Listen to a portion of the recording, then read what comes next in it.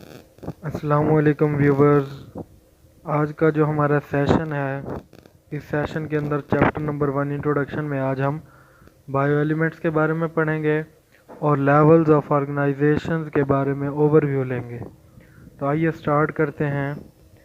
सबसे पहले bio elements. तो याद रखिएगा, बायो एलिमेंट्स हमारे यहाँ 16 हैं। कुदरत के अंदर पाए जाने वाले जो एलिमेंट्स हैं उनकी तादाद है 92। और इसके साथ साथ आपको ये भी पता होना चाहिए कि अब तक जो हमारे पास एलिमेंट्स डिस्कवर्ड हो चुके हैं वो हैं 118। उनमें से जो 92 हैं वो कुदरती तौर पर पाए जाते हैं, और उन कुदरती तौर पर पाए जाने वाले एलिमेंट्स में से जो 16 हैं वो लिविंग ऑर्गेनिजम्स के अंदर केमिकल कंपाउंड्स बनाते हैं।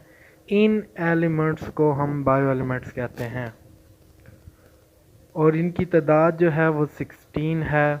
याद रखिएगा, ये जो 16 एलिमेंट्स हैं इनमें से जो 6 एलिमेंट्स हैं वो 99% of the total mass of the human body जो है ना वो बनाते हैं, और बाकी का जो 10 पर हमारे पास एलिमेंट्स हैं वो सिर्फ हमारे पास 1% उसकी कंपोजिशन में आ जाते हैं। तो आइए देखते हैं वो 6 एलिमेंट्स कौन से हैं जो 99% टोटल मास में कंट्रीब्यूशन कर रहे हैं। तो वो जो 6 एलिमेंट्स हैं उनमें हमारे पास आ जाती हैं oxygen, carbon, hydrogen, nitrogen, calcium and phosphorus. तो ऑक्सीजन जो है वो उसकी सबसे ज़्यादा परसेंटेज है, वो 65% है। दूसरे नंबर पर कार्बन आ जाती है जो कि 18% है। तीसरे नंबर पर हाइड्रोजन जो कि 10% और नाइट्रोजन 3%। कैल्शियम जो है वो 2% है। फास्फोरस 1% है।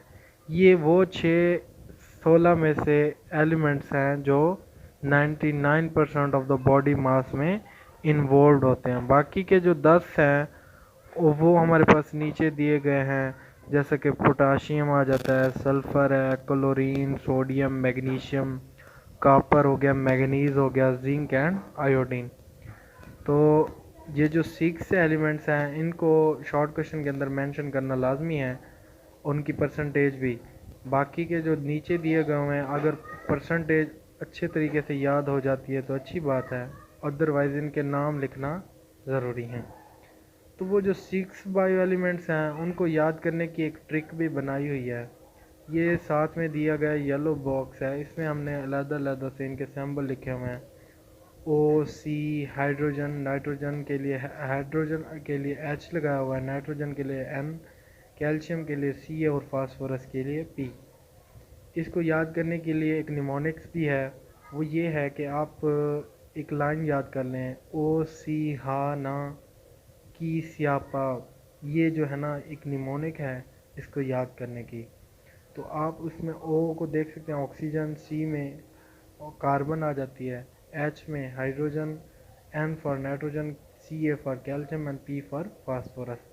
तो आप इसको याद करने का बेस्ट सोल्यूशन यही है कि आप ओ सी हा ना की स्यापा ये जो है ना याद कर लें, तो ये आपको 6 एलिमेंट्स जो हैं वो याद हो जाएंगे। ये तरतीब के साथ हैं, परसेंटेज भी याद करना इजी हो जाता है। नेक्स्ट हमारे पास जो आ जाता है वो है लेवल्स ऑफ ऑर्गेनाइजेशंस। इसमें हमने सिर्फ ओवरव्यू लेना है, इसकी डिटेल हम स्टेप बाय स्टेप करेंगे नेक्स्ट लेक्चर्स के अंदर। तो जस्ट हम ओवरव्यू में स्टार्ट करते हैं।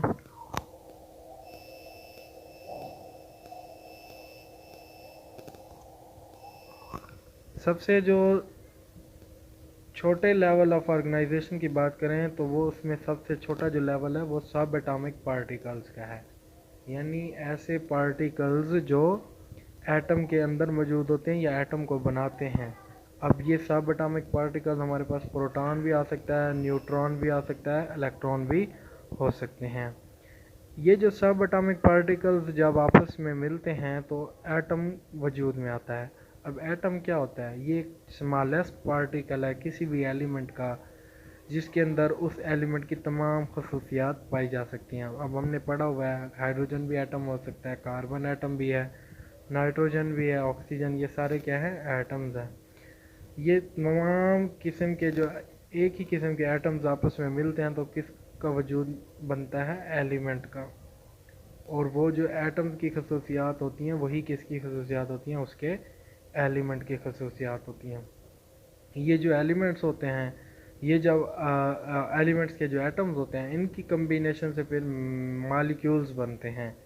अब मालिक्यूल्स भी दो तरह के होते हैं, माइक्रो भी होते हैं और मैक्रो भी होते हैं। माइक्रो मालिक्यूल्स में हमारे पास वाटर आ जाता है, कार्बन डाइऑक्साइड आ जाता है, जबकि मैक्रो मालिक्यूल्स के अंदर ग्लूकोज हो गया, डीएनए हो गया।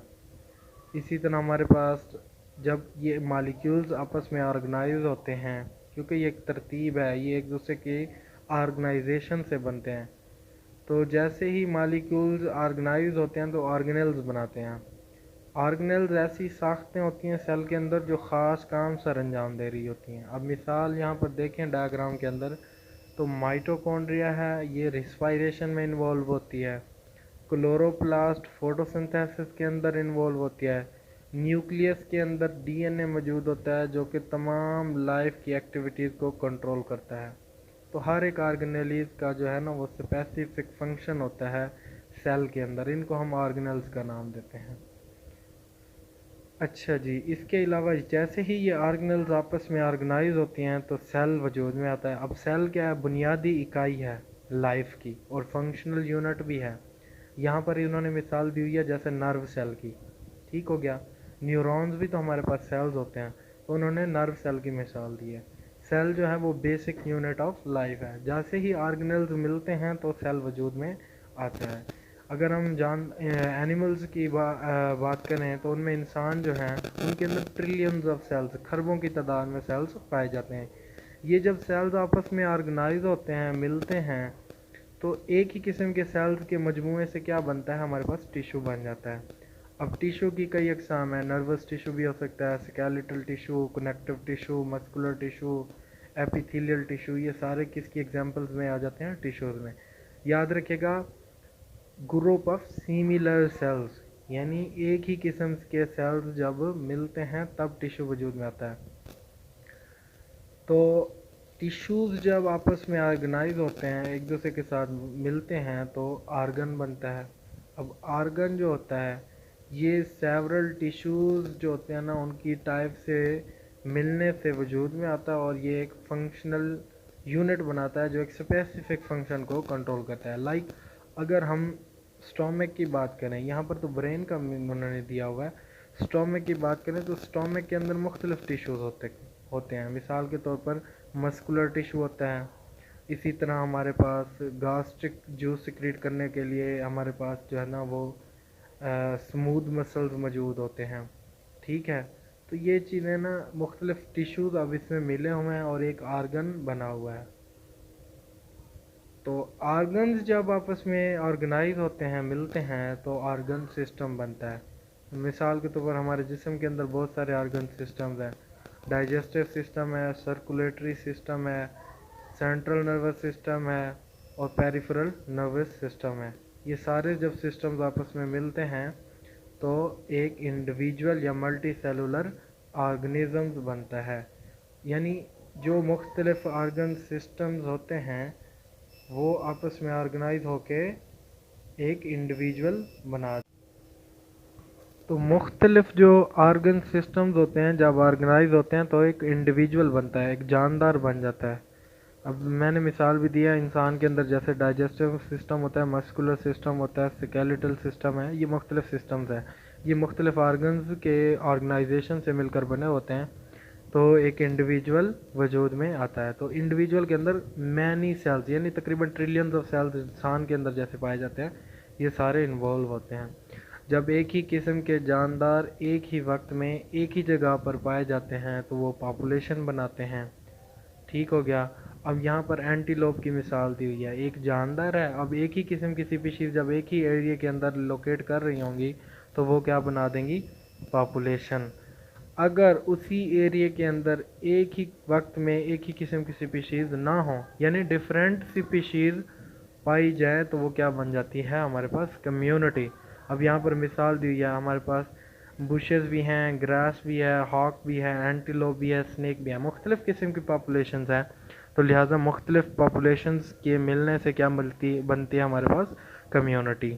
आगे हम डिटेल में पढ़ेंगे कम्युनिटी की। कम्प्लेक्स कम्युनिटी भी होती है, सिंपल कम्युनिटी, वो हम मज़ीद इस पर एक्सप्लेन करेंगे। फ़िलहाल के लिए इतना ही है। अच्छा जी, जब कम्युनिटी आपस में मिलती हैं, कम्युनिटीज़ के मिलने से इकोसिस्टम वजूद में आता है।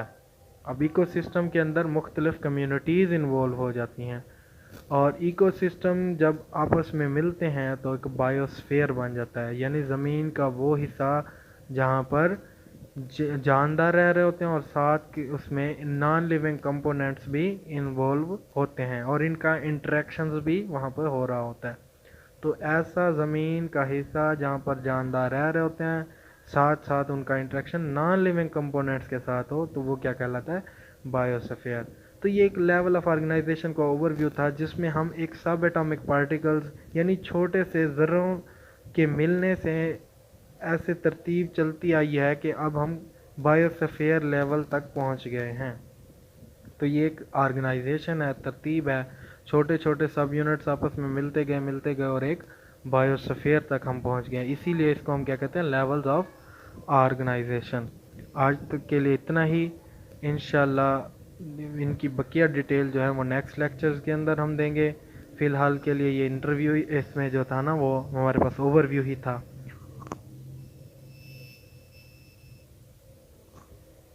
बायोलॉजी प्रेपरेशन चैनल को सब्सक्राइब करें, इनकी वीडियोस को लाइक करें। इंशाल्लाह नेक्स्ट लेक्चर्स भी अपलोड होते रहेंगे।